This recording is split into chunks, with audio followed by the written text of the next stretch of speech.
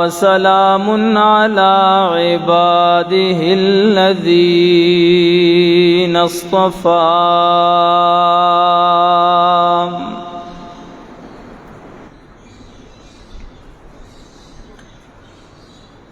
خصوصا على سيد الرسل وخاتم الأنبياء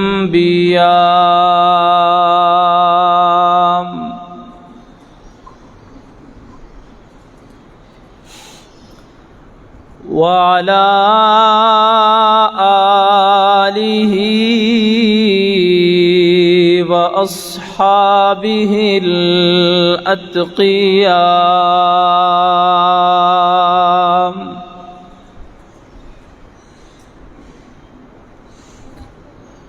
أما بعد فأعوذ بالله من الشيطان الرجيم بسم الله الرحمن الرحيم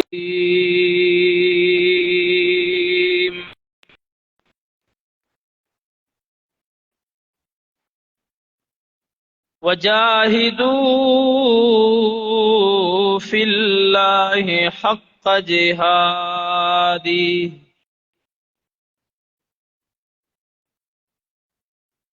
واجتباكم وما جعل عليكم في الدين من حرج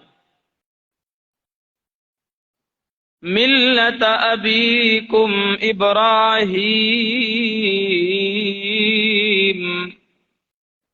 هو سماكم المسلمين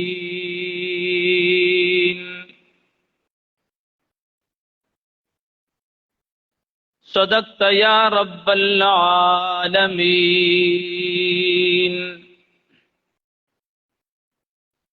وقال صاحب القرآن صلى الله عليه وسلم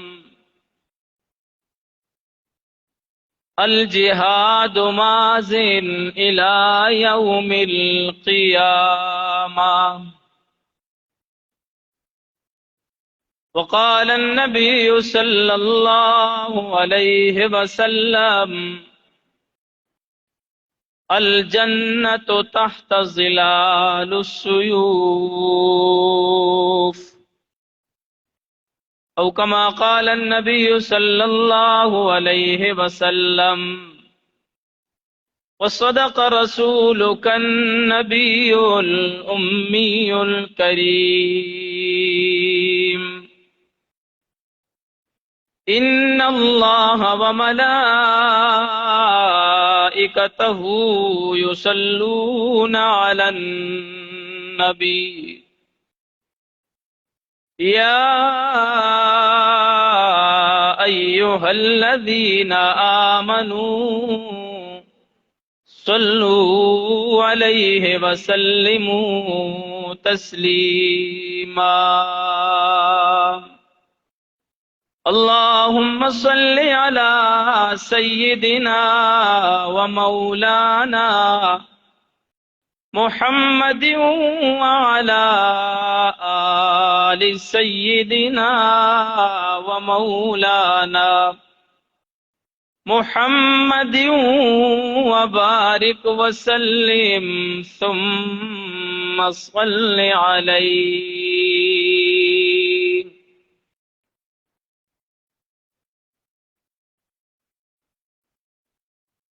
انتہائی قابل صد احترام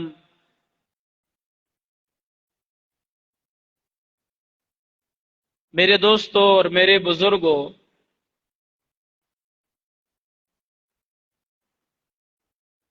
آپ حضرات کے سامنے قرآن مجید فرقان حمید سے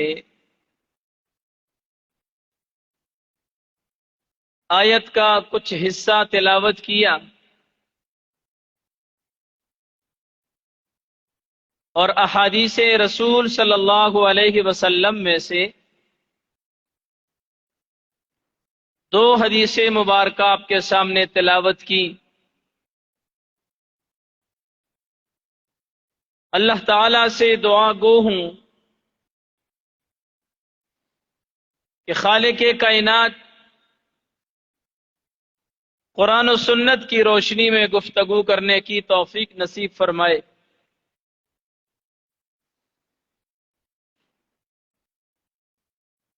اسلامی سال 1444 ہجری کا پہلا مہینہ ماہ محرم الحرام، جس کی آج 27 تاریخ ہے، اور یہ ماہ مبارک اختتام پذیر ہونے کو ہے۔ اس ماہ مبارکہ میں بہت سارے تاریخی واقعات رونما ہوئے۔ حضرت سیدنا فاروق اعظم رضی اللہ تعالیٰ عنہ کی شہادت اس ماہ مبارک میں ہوئی۔ امام عالی مقام سیدنا امام حسین رضی اللہ تعالیٰ عنہ کی شہادت اس ماہ مبارک میں ہوئی۔ اسی ماہ مبارک میں حضرت سیدنا بلال حبشی رضی اللہ تعالی عنہ کی وفات ہوئی۔ اسی ماہ مبارک میں حضرت امام زین العابدین رحمہ اللہ کی وفات بھی اس مہینے میں ہوئی، اور اسی ماہ کے 15 تاریخ کو رسول اللہ صلی اللہ علیہ وسلم فتح خیبر کے لیے تشریف لے گئے تھے، اور یہ جہاد تھا۔ اس مناسبت سے آج کے خطبہ جمعہ کا جو موضوع ہے وہ فضیلت جہاد ہے۔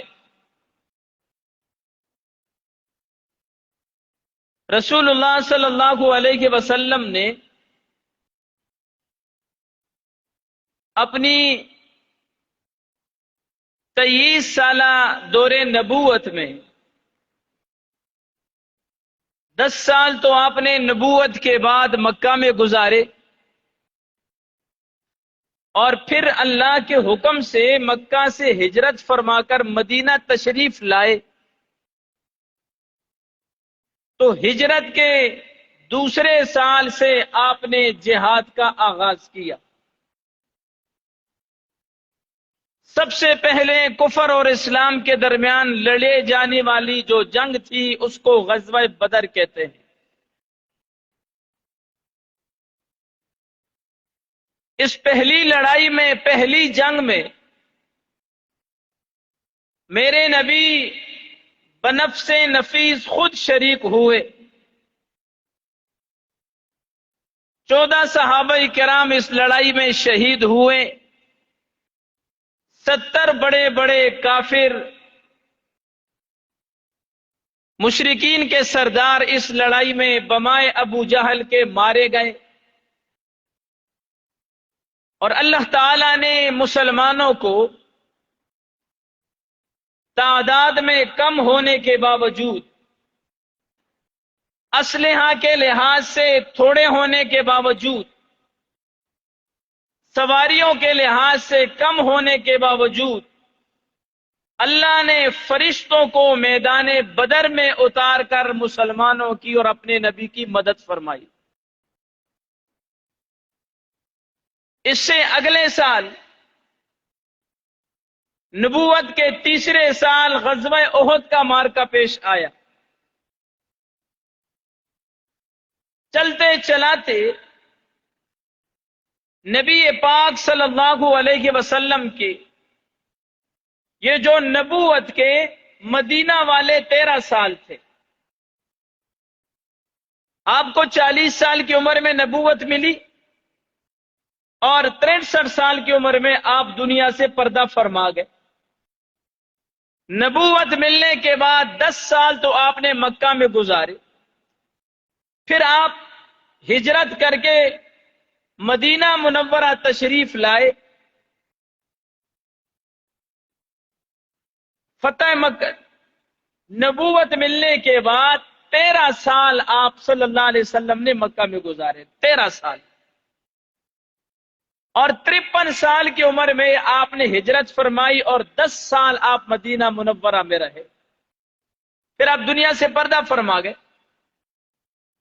ان 10 سالوں میں 27 یا 29 مرتبہ آپ صلی اللہ علیہ وسلم اعلاء کلمت اللہ کے لیے، اللہ کے دین کی سربلندی کے لیے آپ بنفس نفیس خود جو ہے میدان کارزار میں، میدان جہاد میں آپ تشریف لے گئے۔ آپ نے جہاد کیا کفار کے خلاف، مشرکین کے خلاف، اور اس جہاد کا مقصد حکومت حاصل کرنا نہیں تھا، مال و دولت کمانا مقصد نہیں تھا، فساد برپا کرنا مقصد نہیں تھا۔ اس جہاد کا مقصد صرف اور صرف اللہ کی دین کی سربلندی تھی۔ آپ صلی اللہ علیہ وسلم سے پوچھا گیا، اللہ کے رسول، ایک شخص ایسا ہے کہ جو بہادری دکھانے کے لیے لڑتا ہے،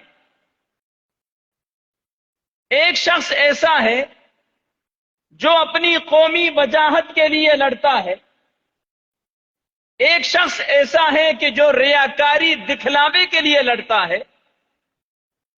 ای ذالک فی سبیل اللہ، ان میں سے کون اللہ کی راہ میں ہے؟ آپ صلی اللہ علیہ وسلم نے فرمایا، من قاتل لتکون کلمۃ اللہ ہی العلیٰ فہو فی سبیل اللہ، جو اللہ کی راہ میں اس لیے لڑا کہ اللہ کا دین بلند ہو جائے، فرمایا یہ سبیل اللہ، یہ فی سبیل اللہ ہے، یہ اللہ کی راہ میں۔ اللہ کی راہ میں لڑنے والا، دین کی سربلندی کے لیے اپنی جان قربان کرنے والا، اگر یہ میدان جہاد میں قتل ہو جائے، مارا جائے، اس کو شہادت کا مرتبہ ملتا ہے، اور اگر یہ میدان جنگ سے کامیابی کے ساتھ واپس آ جائے تو اس کو غازی کا لقب ملتا ہے۔ ایک غازی غذا سے ہے روٹی کا، جس نہ کم ہی روٹیاں کھانا، ایک غازی ذا کے ساتھ ہے میدان جنگ سے کامیابی کے ساتھ واپس آنے والا۔ تو مجاہد فی سبیل اللہ کے لیے دونوں صورتوں میں اجر ہے، کامیابی کے ساتھ واپس آ گیا تو غازی کہلائے گا، میدان جنگ میں دین کے لیے قربان ہو گیا تو شہید کہلائے گا۔ اور میں کئی دفعہ یہ بات کہہ چکا ہوں کہ شہید جو ہوتا ہے وہ قابل فخر ہوتا ہے، قابل ماتم نہیں ہوتا۔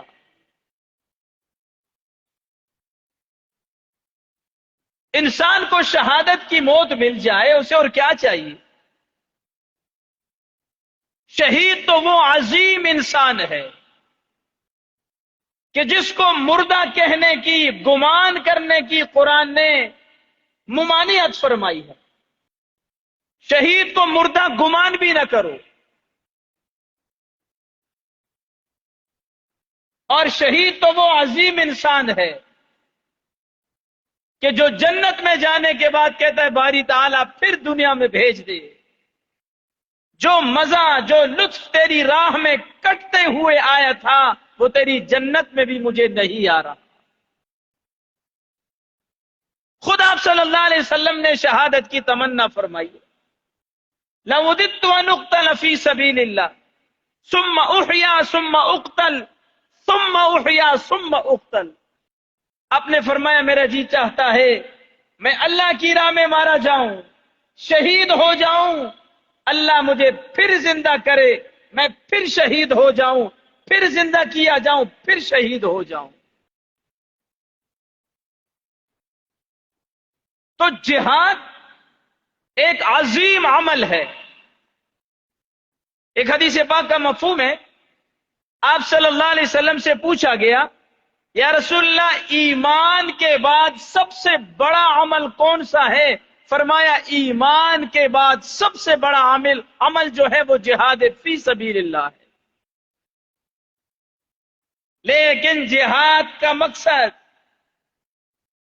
حکومت حاصل کرنا نہ ہو، مال و دولت حاصل کرنا مقصد نہ ہو، اللہ کی دین کی سربلندی مقصد ہو، کہ میری جان لگ جائے، میرا وقت لگ جائے، میرا خون لگ جائے، لیکن اللہ کا دین سر بلند ہو جائے۔ حدیث پاک کا مفہوم ہے کہ جو شخص صدق دل سے شہادت کی تمنا کرتا ہے، اللہ اس کو شہادت کا درجہ ضرور عطا کرتا ہے، اگرچہ اپنے بستر پہ ہی مر جائے۔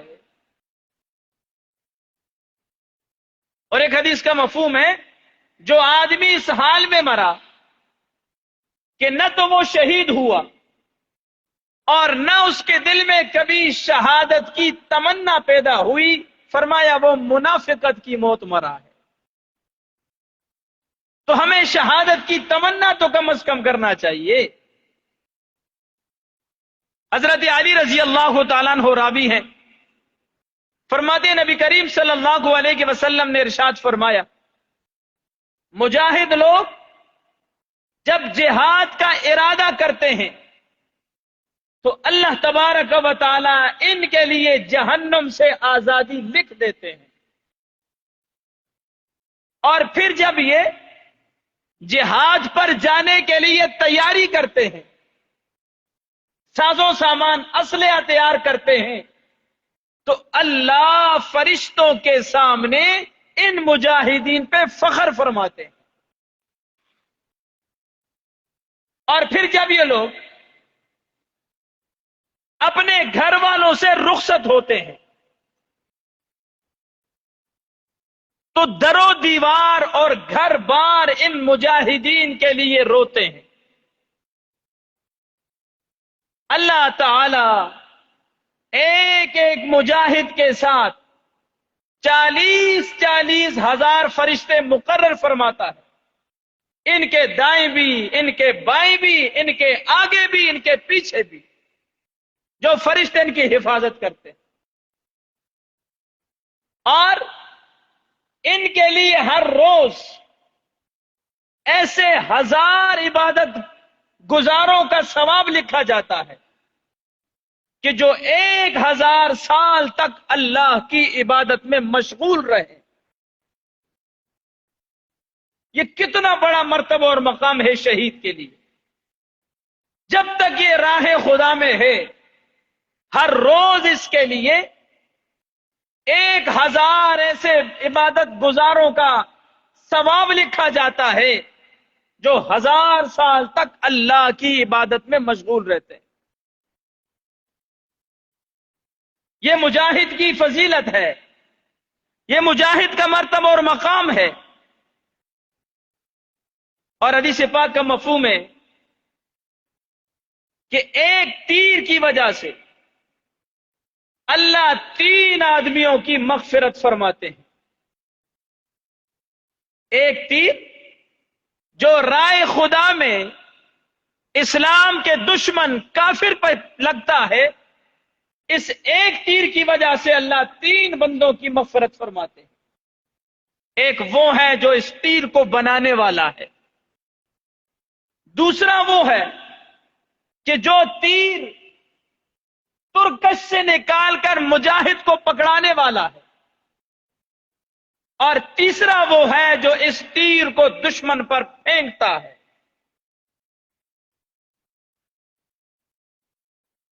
سب سے پہلا جو ہتھیار آسمان سے زمین پہ اترا وہ کمان ہے۔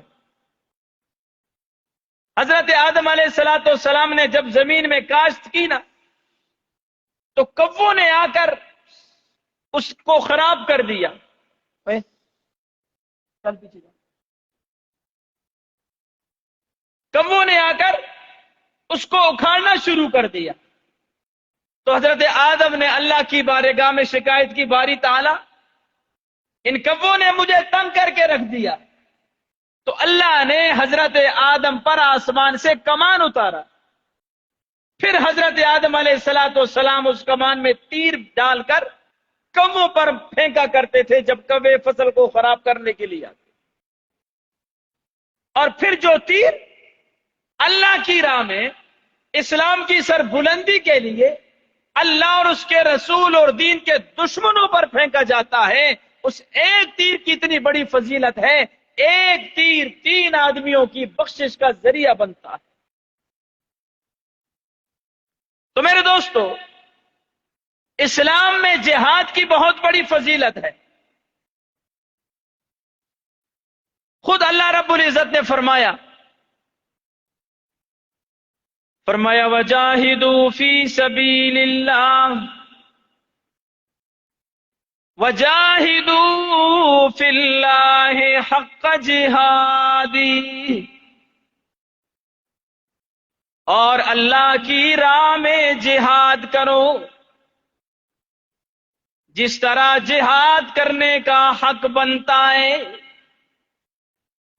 وَاجْتَبَاكُمْ، اللہ نے ساری امتوں میں تمہیں فضیلت دے دی، تمہیں ساری امتوں میں سے منتخب کر لیا. جتنی بھی امتیں دنیا میں آئی تمام کی تمام امتوں پر امت محمدی کو فضیلت حاصل ہے. وَمَا جَعَلَ عَلَيْكُمْ فِي الدِّينِ مِنْ حَرَجٍ، اور اللہ نے دین میں تمہارے لیے کوئی تنگی پیدا نہیں کی. ملت ابیکم ابراہیم، تم اپنے باپ ابراہیم کی ملت پہ قائم رہو. هُوَ سَمَّاكُمُ الْمُسْلِمِينَ، اللہ نے تمہارا لقب مسلمان رکھا ہے. ایک اور مقام پہ قرآن کریم نے فرمایا یا ایھا الذین آمنوا هل ادلکم علی تجارہ تنجیکم من عذاب علیم. اے ایمان والو، میں تمہیں ایسی تجارت نہ بتاؤں، ایسی سوداگری نہ بتاؤں، ایسی تجارت جو تمہیں دردناک عذاب سے بچانے والی ہے.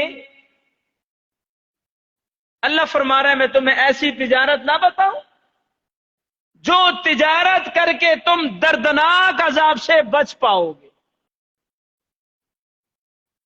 تنجیکم من عذاب علیم،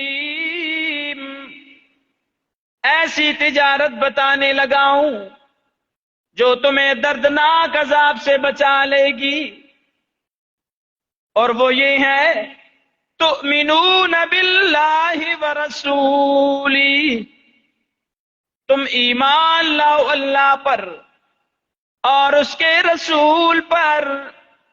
وَتُجَاهِدُونَ فِي سَبِيلِ اللَّهِ بِأَمْوَالِكُمْ وَأَنفُسِكُمْ، اور ایمان لانے کے بعد اللہ کی راہ میں اپنے مالوں سے بھی جہاد کرو، اپنی جانوں سے بھی جہاد کرو. ذَلِكُمْ خَيْرٌ لَكُمْ، ایمان والو اگر تم جان لو تو یہ تجارت تمہارے لیے بہت بہتر ہے. تجارت تو تم دنیا میں بھی کرتے ہو، کوئی کپڑے کی تجارت کرتا ہے، کوئی لوہے کی تجارت کرتا ہے، کوئی کس کی تجارت کرتا ہے، کوئی کس کی تجارت کر رہا ہے، لیکن رب تعالی فرماتے ہیں جو تجارت میں تمہیں بتانے لگا ہوں یہ تمہارے لیے بہت بہتر ہے، دنیا میں بھی اور آخرت میں بھی۔ یغفر لکم من ذنوبکم، اس تجارت کی برکت سے اللہ تمہارے گناہوں کو معاف کر دے گا، تمہیں بخش دے گا۔ وَيُدْخِلْكُمْ جَنَّاتٍ تَجْرِي مِن تَحْتِهَا الْأَنْهَارُ، اور رب تعالی تمہیں ایسے باغات میں داخل کرے گا جن کے نیچے سے نہریں بہتی ہیں۔ وَمَسَاكِنَ طَيِّبَةً فِي جَنَّاتِ عَدْنٍ، اور ہمیشہ ہمیشہ کے لیے رب تعالی تمہیں اعلی مکانات میں داخل کر دے گا۔ ذَلِكَ الْفَوْزُ الْعَظِيمُ، یہی سب سے بڑی کامیابی ہے جو یہ تجارت کر لے کہ اپنے ایمان لانے کے بعد اپنے مال کے ذریعے، اپنی جان کے ذریعے اللہ کی راہ میں جہاد کر کے شہید ہو جاتا ہے۔ فرمایا یہی سب سے بڑی کامیابی ہے۔ ایک اور مقام پہ رب تعالی نے فرمایا ان اللہ اشترى من المؤمنین انفسهم واموالهم بان لهم الجنہ، اللہ نے ایمان والوں سے ان کی جانوں کو بھی ان کے مالوں کو بھی خرید لیا ہے جنت کے بدلے میں۔ اور قربان جاؤں اللہ کی تجارت پر، اللہ نے ہم سے ہماری جانوں کو بھی خرید لیا ہے، ہمارے مالوں کو بھی خرید لیا ہے۔ اللہ خریدنے والا، مومن بیچنے والا، سودا کیا ہے؟ اپنی جان ہے اور اپنا مال ہے، اور بدلے میں کیا ملے گا؟ فرمایا بِأَنَّ لَهُمُ الْجَنَّةَ، جنت کے بدلے میں اللہ نے ہم سے ہماری جانوں کو بھی خرید لیا، ہمارے مالوں کو بھی خرید لیا۔ یہ اللہ نے ہم پہ کرم کیا، وگرنہ جان ہماری اپنی ہے نہیں، یہ اسی کی دی ہوئی ہے۔ جان دی ہوئی اس کی تھی، حق تو یہ ہے کہ حق ادا نہ ہو سکا۔ جان بھی اسی کی ہے اور مال بھی اسی کا ہے، ہماری جان بھی اس کی امانت ہے، ہمارا مال بھی اس کی امانت ہے، اور وہ اپنی طرف سے یہ دو چیزیں دے کر پھر جنت کے بدلے میں ہم سے خرید کر ہم پر فضل اور کرم کر رہا ہے۔ یقاتلون فی سبیل اللہ، یہ مومنین اللہ کی راہ میں جہاد کرتے ہیں، فَيَقْتُلُونَ وَيُقْتَلُونَ، جہاد کرتے کرتے کبھی یہ دشمن کو مارتے ہیں اور کبھی یہ خود مارے جاتے ہیں۔ دشمن کو مارے تو غازی بن جاتے ہیں، خود مارے جائیں تو شہید بن جاتے ہیں۔ اور جو خدا کی راہ میں مارا جائے، جو خدا کی راہ میں مارا جائے، اس کی کتنی عظمت ہے۔ فرمایا لا تحسبن الذین قتلوا فی سبیل اللہ امواتا، جو میری راہ میں مارے جائیں، جو میرے دین کی سربلندی کے لیے کٹ مر جائیں، خبردار انہیں مردہ گمان بھی نہ کرنا، بل احیاء عند ربہم، وہ اپنے رب کے ہاں زندہ ہیں، انہیں رزق دیا جاتا ہے۔ صرف اسی پر بس نہیں، فرحین بما آتاہم اللہ من فضلی، اور جو اللہ ان کو اپنے فضل و کرم سے عطا کرتا ہے، اس پر وہ بہت زیادہ خوش ہوتے ہیں۔ حدیث پاک کا مفہوم ہے، آپ صلی اللہ علیہ وسلم نے فرمایا صحابہ کرام سے کہ احد کے میدان میں جو تمہارے بھائی شہید کر دیے گئے، احد کی لڑائی میں 70 صحابہ کرام شہید ہوئے، اور اسی لڑائی میں میرے نبی کے سگے چچا، آپ کے چچا بھی ہیں اور آپ کے رضائی بائی بھی ہیں، سید الشہداء امیر حمزہ رضی اللہ تعالیٰ عنہ، اسی لڑائی میں وہ شہید ہو گئے۔ اور شہادت بھی عام نہیں ہوئی، سید الشہداء امیر حمزہ کی لاش کے 12 ٹکڑے بنائے گئے، ہونٹ کاٹے گئے، ناک کاٹی گئی، ہاتھ پاؤں کاٹے گئے، سینہ چاک کر کے کلیجہ نکال کے چبایا گیا تھا، 12 ٹکڑوں میں بٹی ہوئی لاش پڑی ہے، جس کو دیکھ کر نبوت بھی آبدیدہ ہو گئے۔ تو میرے نبی نے حضرت حمزہ کی لاش کی اس حالت کو دیکھ کر سید الشہداء کا لقب حضرت امیر حمزہ کو دیا، کہ قیامت کے دن جب شہداء سارے آئیں گے تو سید الشہداء حضرت امیر حمزہ ہوں گے۔ اور انہی امیر حمزہ کی بہن حضرت صفیہ کو جب پتہ چلا تو پیغمبر خدا کے پاس پیغام بھیجا کہ میں اپنے بھائی کی لاش دیکھنے کے لیے آتی ہوں، اجازت چاہیے۔ آپ نے ان کے بیٹے سے یہ کہہ کر فرما کر منع کر دیا کہ آنے کی اجازت نہیں ہے، کوئی بہن اپنے بھائی کو اس حال میں دیکھ کر وہ برداشت نہیں کر پائے گی۔ پھر جب حضرت صفیہ کے پاس پیغام آیا تو حضرت صفیہ نے پھر پیغام بھیجا، میرے محبوب آقا سے کہہ دیں آپ نے منع کیا، میں نہیں آؤں گی، صبر کروں گی، دن قیامت کے اپنے بھائی سے ملاقات کر لوں گی، لیکن میں بتلانا چاہتی ہوں کہ میں اپنے بھائی پر ماتم کرنے کے لیے نہیں، فخر کرنے کے لیے آتی ہوں۔ آپ نے فرمایا اجازت ہے۔ کفن کے 2 ٹکڑے، 2 چادریں ساتھ لے کر آئیں۔ جب لاش کے قریب پہنچی، نبوت سر جھکائے آپ دیدہ ہیں، اشک بار ہیں اپنے چچا کی لاش پہ۔ حضرت صفیہ جب آئیں، لاش سے چادر کو اٹھایا، لاش ٹکڑوں میں بٹی پڑی ہوئی ہے، ایک نظر اپنے بھائی پہ ڈالی اور پھر اپنے محبوب صلی اللہ علیہ وسلم کی طرف دیکھ کر فرمایا، میرے محبوب جو آپ زندہ ہیں، حمزہ جیسے ہزاروں بھائی اس طرح کٹ مر جائیں، سودا سستا ہے، مہنگا نہیں ہے۔ مجھے فخر ہے کہ میرا بھائی اسلام کی سر بلندی کے لیے ٹکڑے ٹکڑے ہو کے جا رہا ہے۔ شہید قابل فخر ہے، قابل ماتم نہیں ہے۔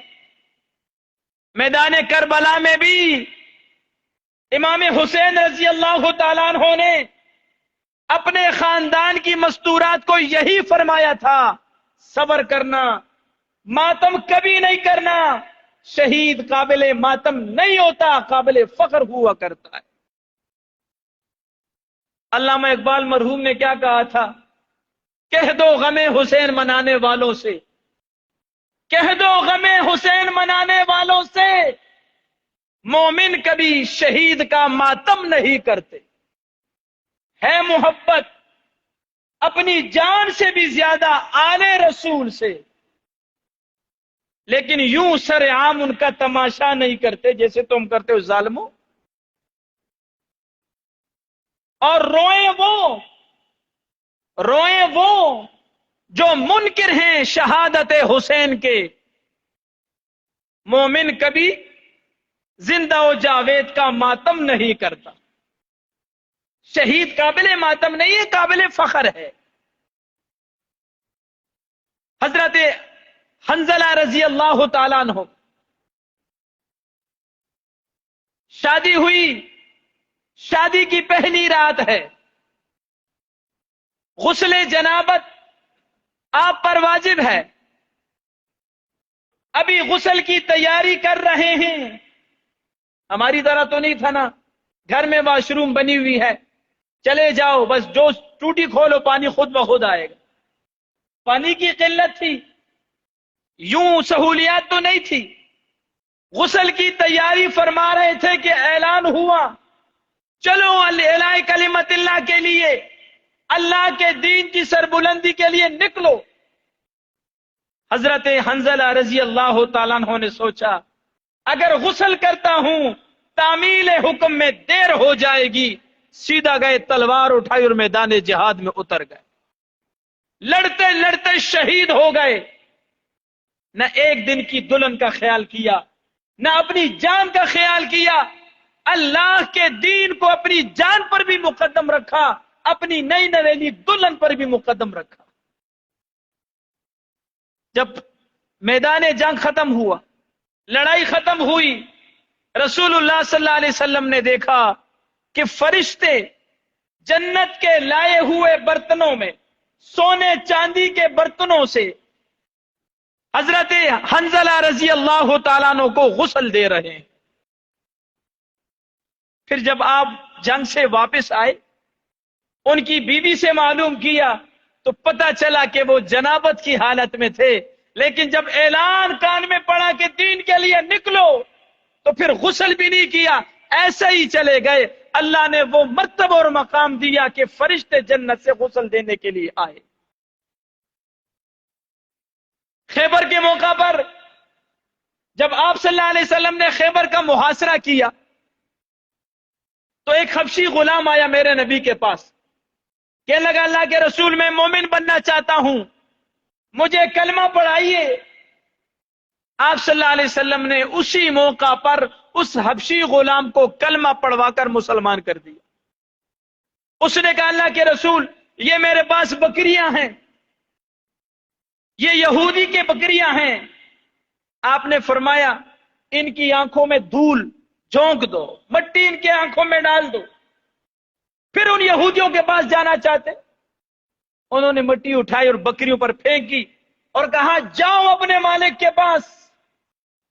وہ بکریاں ایسے اپنے مالک کے پاس پہنچی جیسے کوئی بندہ ان کو بگا بگا کے اپنے مالک کے پاس لایا ہو، اور یہ خود یہیں سے ہی میدان جہاد میں اترے اور لڑتے لڑتے شہید ہو گئے۔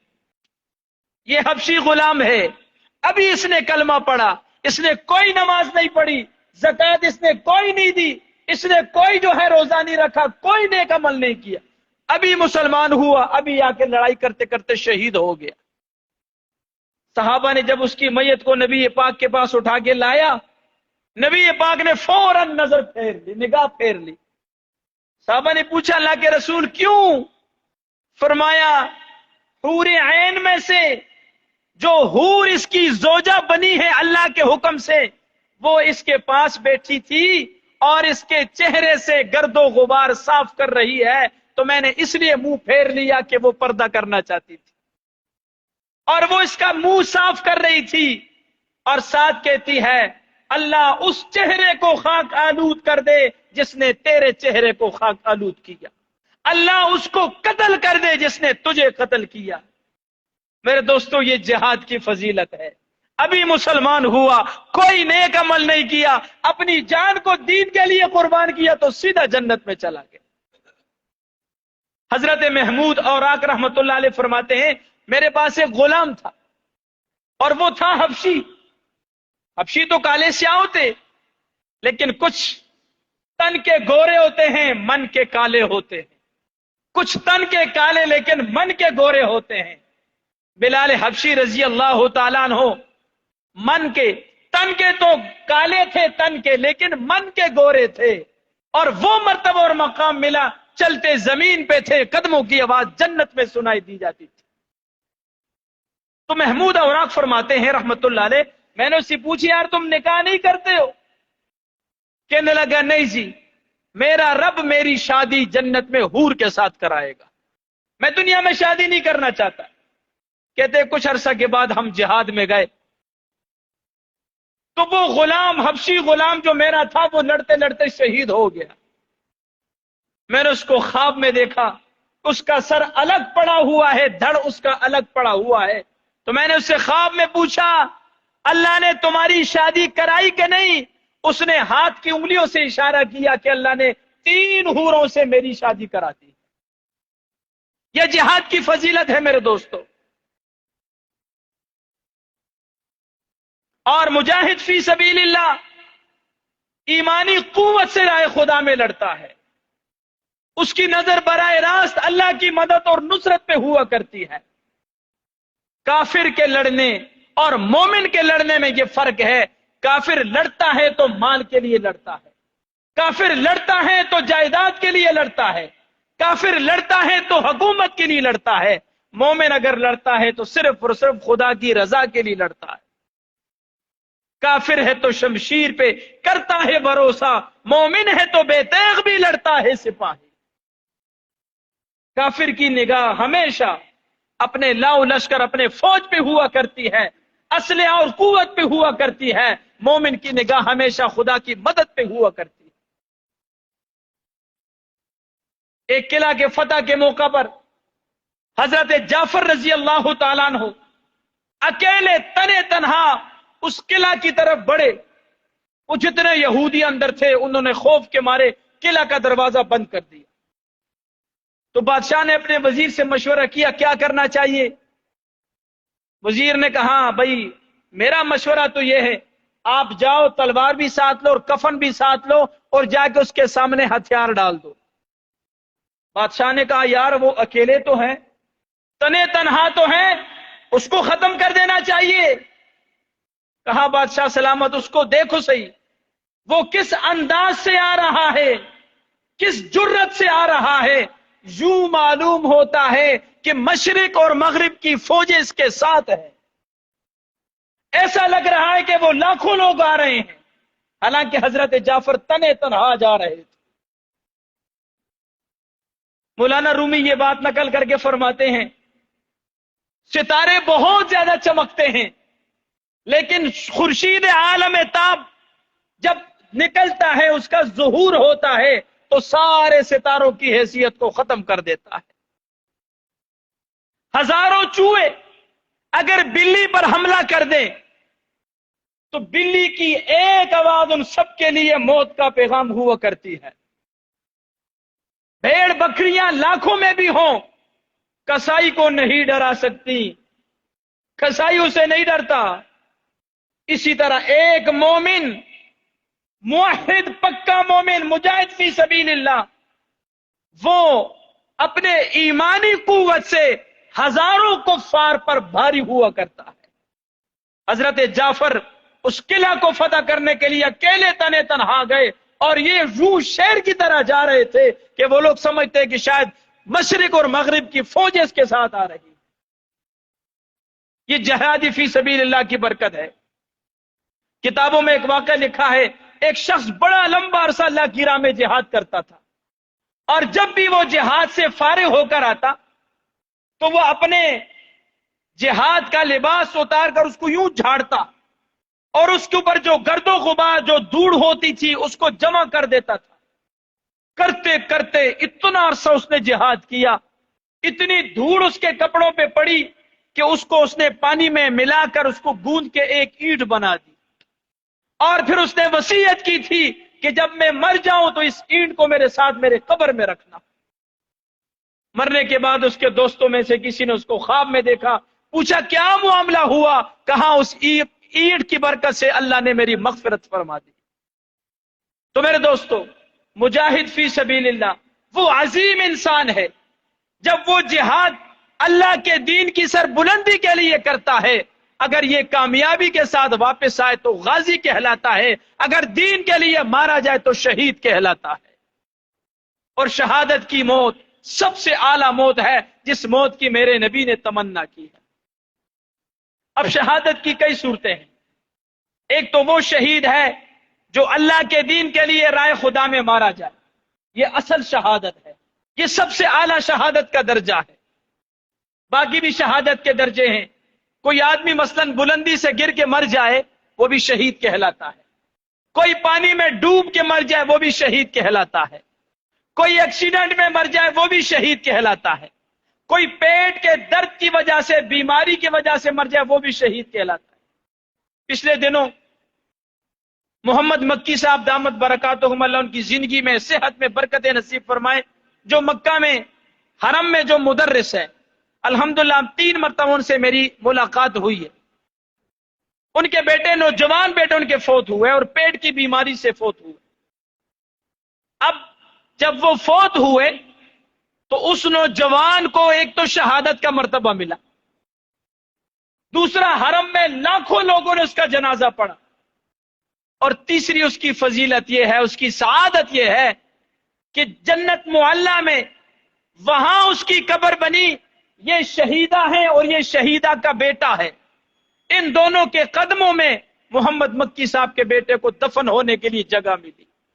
1400 سال، 1450 سال کے بعد اگر ایک مرنے والے کو شہداء اور وہ بھی صحابہ کرام کے قدموں میں دفن ہونے کے لیے جگہ مل جائے تو اس کے لیے کتنی بڑی سعادت ہے۔ اور جل کر مرنے والا بھی شہید ہوتا ہے۔ اسی طرح جو عورت بچے کو جنم دیتے وقت درد ذہ کی وجہ سے فوت ہو جائے وہ بھی شہیدہ کہلاتی ہے، بلکہ اگر 40 دنوں کے اندر اندر فوت ہو جائے وہ بھی شہیدہ ہے۔ حدیث پاک کا مفہوم ہے، جب عورت بچے کو جنم دیتی ہے ایک ایک رگ کے درد کے بدلے میں 70 ہزار فرشتے اس کے لیے مغفرت کی دعائیں کرتے ہیں۔